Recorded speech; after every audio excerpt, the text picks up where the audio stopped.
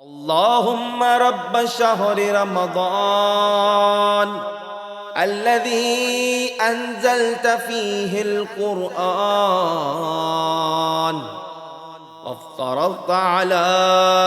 عبادك فيه الصيام. اعوذ باللہ من الشیطان الرجیم، بسم اللہ الرحمن الرحیم، الحمد للہ رب العالمین، والصلاة والسلام علی سید المرسلین وعلی اہل بیتہ الطیبین الطاہرین واللعنۃ الدائمۃ علی اعدائہم اجمعین۔ رب اشرح لی صدری ویسر لی امری واحلل عقدۃ من لسانی یفقہوا قولی،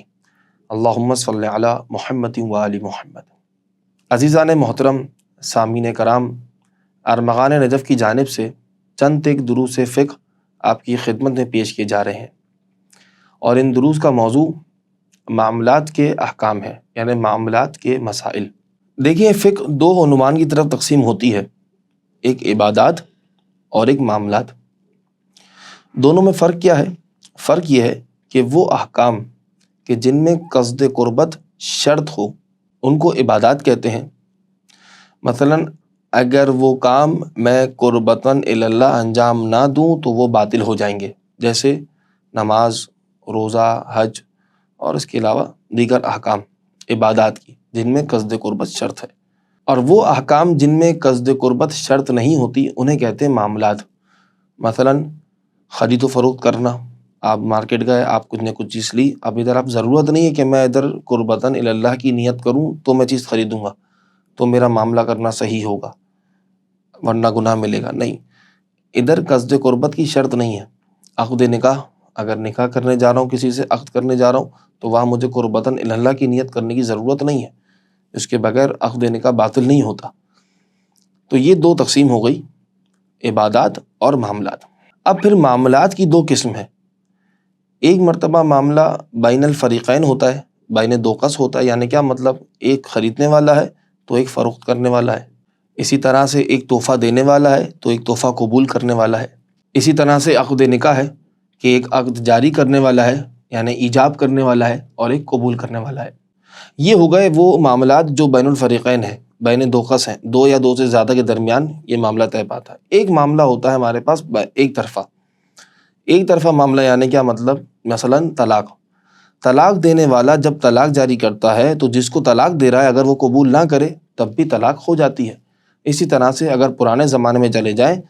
تو جب غلام آزاد کی جاتے تھے تو غلام آزاد کرنے والا غلام آزاد کر دے، یوں کہہ دے میں غلام آزاد کر رہا ہوں تو غلام آزاد ہو جائے گا۔ اب یہ نہیں کہ غلام قبول نہیں کر رہا، میں آزاد نہیں ہو رہا، اور یہ اس طرح سے نہیں ہوگا۔ ایک طرفہ معاملہ ہے، یعنی ایک بار غلام کو آزاد کر دیا، ایک بار طلاق دے دی تو دے دی، سامنے والا قبول کرے یا قبول نہ کرے، اس کو کہتے ہیں ایک طرفہ، یعنی معاملات دو طرف تقسیم ہو گئے۔ ایک وہ معاملات ہیں جو بین دو کس ہیں، بین الفریقین ہیں، دو یا دو سے زیادہ بندوں کے درمیان ہوں گے،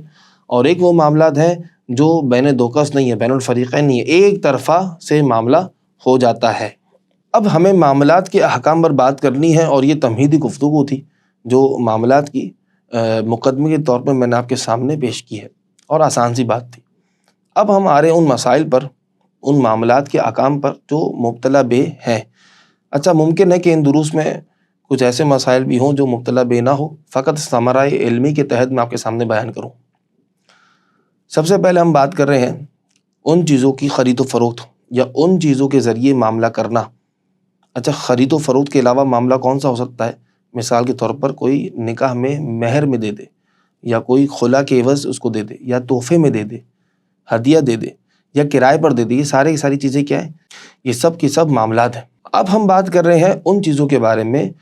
جو چیز حرام کام کے لیے استعمال ہوتی ہے، ان چیز کے ذریعے معاملہ کرنا، ان کو بیچنا، ان کو خریدنا، ان کو کرائے پر دینا، نکاح میں مہر میں دینا، طلاق میں خلا میں دے دینا، وہ چیزیں جن کے ذریعے حرام کام کیا جاتا ہے۔ اچھا، وہ چیزیں جن کے ذریعے حرام کام کیا جاتا ہے، پھر ان میں دو قسم ہیں۔ پہلی وہ چیز ہے جو بنا ہی حرام کام کے لیے ہے، یعنی بنانے والے نے اس کو بنایا ہے اس لیے تاکہ لوگ اس سے یہ فلاں کام کریں جو کہ شریعت میں حرام ہے۔ مثال کے طور پر شطرنج بنا ہی حرام کام کے لیے ہے۔ ادھر رک کر میں شطرنج کے حوالے سے ایک اضافی مسئلہ آپ کے سامنے بیان کر دوں کہ آیت اللہ سید علی سستانی شطرنج کے معاملے میں کہا ہے کہ یہ حرام ہے، اس کا کھیلنا حرام ہے، اس کے ذریعے کمانا حرام ہے، یہ بنا ہی جوئے کے لیے ہے، اس لیے یعنی وہ آلات جو بنے ہی جوئے کے لیے ہوں فقط و فقط، ان کا کھیلنا حرام ہے، ان کے ذریعے کمانا حرام ہے۔ لیکن آپ جا کے ڈھونڈیں گے کہ کون سا کھیل جو ہے بنا ہی حرام کام کے لیے ہے، جب معلوم ہو جائے گا تو وہ آپ کے لیے کھیلنا حرام ہو جائے گا۔ لیکن شطرنج کے معاملے میں آپ کو ڈھونڈنے کی ضرورت نہیں، ادھر آغا سستانی نے خود سے تشخیص دے دی ہے کہ یہ شطرنج حرام کام کے لیے بنا ہے۔ اب اگر کسی علاقے میں جاتے ہیں، کسی ملک میں جاتے ہیں، کسی شہر میں جاتے ہیں، اور وہاں جا کر آپ کو پتہ چلتا ہے یا کوئی آپ کو بتاتا ہے کہ بھائی دیکھو ہمارے یہاں شطرنج اس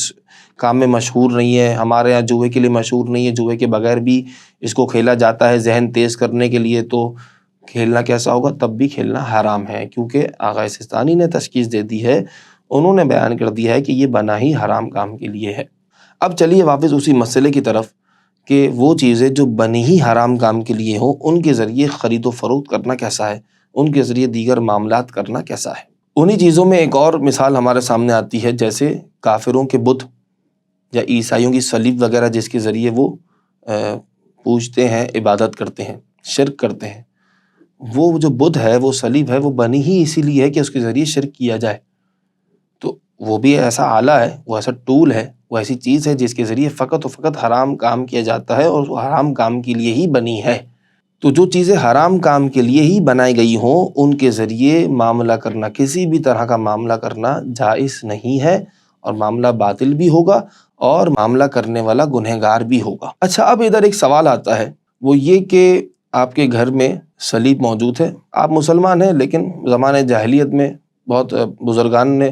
شو پیس کے طور پر چیزیں جمع کی ہوئی ہیں، مثال کے طور پر لکڑی کے بت وغیرہ ہیں اور صلیب وغیرہ ہے لوہے کی، تو آپ گھر میں رکھی ہوئی ہے، اور آپ چاہ رہے ہیں کہ اس کو میں گھر سے نکالوں، لیکن آپ نے سوچا کہ میں اس کو بیچ دوں، تو بیچنا تو حرام ہے۔ تو ادھر مکلف اگر یہ سوچے کہ اس بت کو نہیں بیچ رہا، میں اس صلیب کو نہیں بیچ رہا، بلکہ اس کے مٹیریل کو بیچ رہا ہوں، اس کے مٹیریل کو فروخت کر رہا ہوں، یعنی وہ کہہ رہا ہے یہ صلیب لوہے کی نا، تو میں کباڑی والے کو دوں گا، تو کباڑی والا اس کے وزن کے برابر مجھے پیسے دے گا۔ یہ لکڑی کا بت بنا ہوا ہے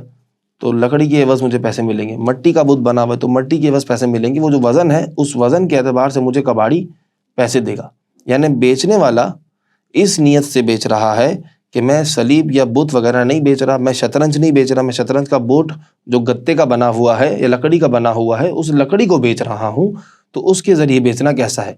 دیکھیں، اولی حکم تو حرام تھا جو میں نے بیان کیا آپ کے سامنے، کہ اگر شطرنج کو ہی بیچے، اگر بت کو ہی بیچے، اگر صلیب کو ہی بیچے، وہ جو بنا ہی حرام کام کے لیے ہے، شرک کرنے کے لیے بنا ہے، تو حرام ہے۔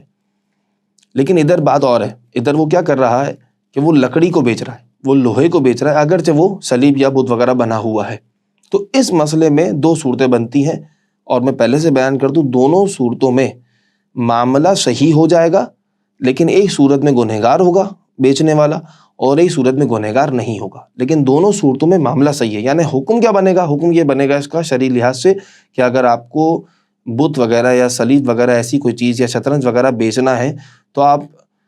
اس کو نہیں بیچیں گے، آپ اس کے مٹیریل کو بیچیں گے۔ یعنی آپ گتے کو، بورڈ کو، شطرنج کا بورڈ بیچ رہے ہیں، لکڑی کا یا گتے کا بنا ہوا ہے، یا صلیب لوہے کی بنی ہوئی ہے تو لوہے کے عوض پیسے لے رہے ہیں، نہ کہ صلیب کے عوض پیسے لے رہے ہیں، تو کا معاملہ صحیح ہو جائے گا۔ لیکن ایک صورت میں آپ گنہگار ہوں گے اور ایک صورت میں آپ گنہگار نہیں ہوں گے۔ وہ کون سی صورت ہے؟ وہ صورت جس میں آپ گنہگار نہیں ہوں گے، وہ یہ کہ آپ جس کو بیچ رہے ہیں آپ کو یقین ہے کہ یہ کباڑی ہے، کباڑی والا ہے، وہ کوئی غلط کام نہیں کرے گا، یعنی کوئی حرام کام نہیں کرے گا، یعنی وہ اس شطرنج کو نہیں بیچے گا، وہ بھی آگے اس کے مٹیریل کو ہی بیچے گا، یا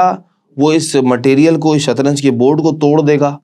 شکل تبدیل کر دے گا، اس کی حیت ہی تبدیل کر دے گا، یا وہ بت یا صلیب اس کی حیت تبدیل کر دے گا، لوہا ہے تو پگھال دے گا، لکڑی ہے توڑ دے گا، اس طرح سے وہ شکل تبدیل کر کے بیچے گا۔ آپ کو یقین ہو اس بات کا، یقین سے مراد کیا مطلب، یعنی کہیں بھی آپ کو احتمال نہ ہو کہ کباڑی والا ہے تو یہی کرتے ہیں، لیکن شاید یہ بت کو بیچے، یعنی اس کے دوست ہوں کافر تو کافروں کو بیچ دے، یا ممکن ہے کہ زمانہ جاہلیت ہے تو شطرنج کا بورڈ دیکھ کر اس کے اندر اس کا دل مچلنے لگے اور یہ خود شطرنج کھیلنے بیٹھ جائے۔ یہ جو شاید ہے نا، یہ آپ کے یقین کو توڑ دے گا۔ جب تک یقین نہ ہو، یقین کا مرحلے پہ پہنچ گئے تو آپ اس کو شکل تبدیل کیے بغیر، یعنی آپ اس کو توڑے بغیر اس صلیب کو ایسی ہی بیچ سکتے ہیں ایز اے مٹیریل۔ یعنی صلیب لوہے کی ہے تو میں نے لوہا بیچا ہے، صلیب کو شکل نہیں بگاڑی، لکڑی کا بت ہے تو میں نے لکڑی کو توڑا نہیں، کیونکہ مجھے یقین ہے وہ آگے اس لکڑی کو توڑ دے گا، اس لکڑی کی شکل تبدیل کر دے گا، نہ ہی وہ کسی کافر کو بیچے گا۔ اس کا کام کباڑی والا ہے، میں جانتا ہوں، یقین ہے مجھے، تو مسئلہ نہیں، میں گنہگار بھی نہیں ہوں گا اور معاملہ بھی صحیح ہو جائے گا۔ دوسری صورت میں اگر مجھے یقین نہ ہو، مجھے احتمال ہو شاید وہ کسی کافر کو بیچ دے، یہ بت، یہ صلیب کسی عیسائی کو بیچ دے، یا یہ شطرنج خود کھیلنے بیٹھ جائے، یا اس کے ذریعے کمائے، اس کے ذریعے کوئی حرام کام کرے، جس کام کے لیے بنا ہے وہی کام اس سے انجام دے، اگر یہاں پر یہ احتمال آ جائے تو میرا یقین ٹوٹ جائے گا۔ اب اس صورت میں جب مجھے یقین نہیں ہے، میرا یقین ٹوٹ گیا ہے، مجھے فقط احتمال ہے شاید وہ کوئی حرام کام بھی کر لے اس سے، تو اب اس صورت میں میری ذمہ داری یہ ہے کہ میں اس چیز کی شکل تبدیل کر کے بھیجوں۔ یعنی اگر صلیب ہے، لوہے کی ہے تو بیگال کر دوں، یا لکڑی کا بت ہے تو توڑ کر دوں، یا اگر شطرنج کا بورڈ ہے، گتے کا بنا ہوا ہے یا لکڑی کا بنا ہوا ہے تو میں اس کو ایسے توڑ کر دوں کہ شکل تبدیل ہو جائے، اب اسے کوئی شطرنج نہ کہے، اسے کوئی بت نہ کہے، تبدیل کر کے اس کو بیچوں۔ اگر میں تبدیل کر کے اس کو فروخت نہیں کرتا، کس صورت میں؟ جس صورت میں مجھے یقین نہیں ہے کہ وہ آگے اس سے کوئی حرام کام کرے گا، ادھر احتمال ہے ممکن ہے کر لے، حرام کام کر لے کوئی، تو اس صورت میں اگر میں تبدیل کر کے، شکل تبدیل کر کے، حیت تبدیل کر کے نہیں بیچوں گا اس کباڑی والے کو، تو ادھر میں گنہگار ہو جاؤں گا، لیکن معاملہ میرا پھر بھی صحیح رہے گا۔ معاملہ صحیح رہے گا یعنی اس کے پیسے میں استعمال کر سکتا ہوں۔ تو خلاصہ کلام یہ بنا،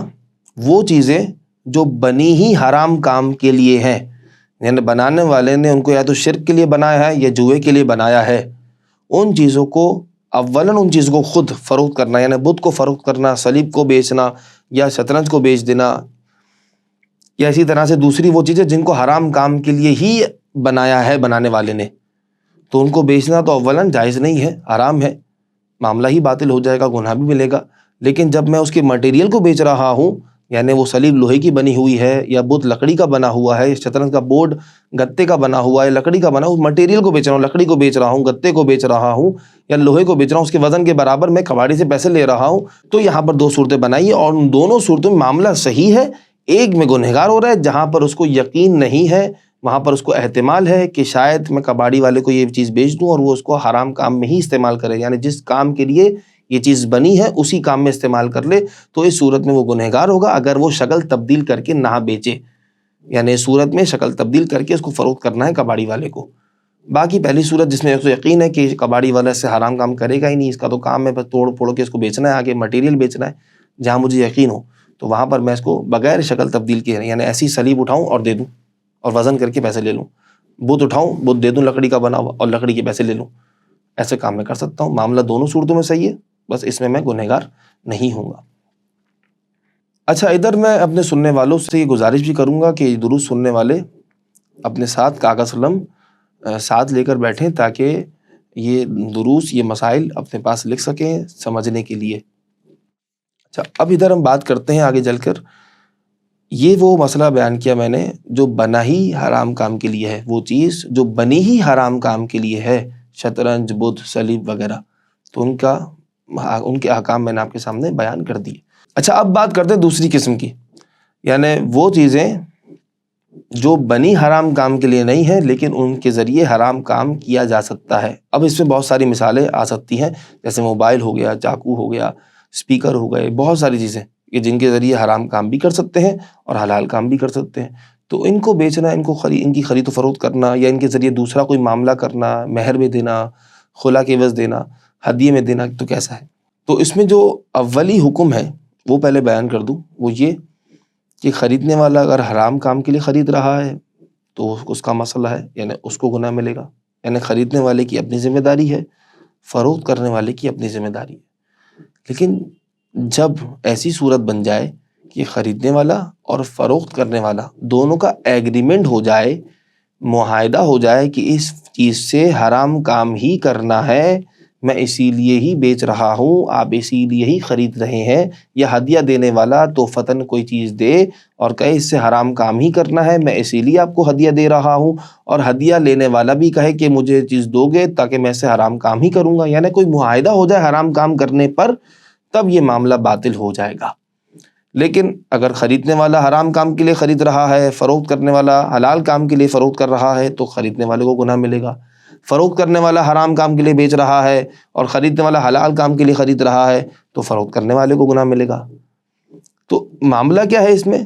کہ جب معاہدہ ہو جائے گا، ایگریمنٹ ہو جائے گا کسی حرام کام پر،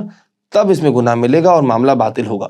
وگرنہ معاملہ باطل نہیں ہوگا، جو حرام کام کے لیے کر رہا ہے اس کو گناہ ملے گا۔ اب اس قسم میں کہ جس میں آلہ حرام وہ ٹول بنا حرام کام کے لیے نہیں ہے لیکن اس سے حرام کام بھی کیا جا سکتا ہے، اس کا اول حکم آپ کے سامنے میں نے بیان کر دیا۔ اس میں کچھ جزئی مسائل ہیں، وہ انشاءاللہ اگلے درس میں آپ کے سامنے بیان کروں گا۔ وآخر دعوانا ان الحمد للہ رب العالمین۔ رمضان الذي أنزلت فيه القرآن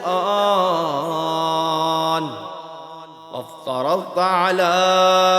عبادك فيه الصيام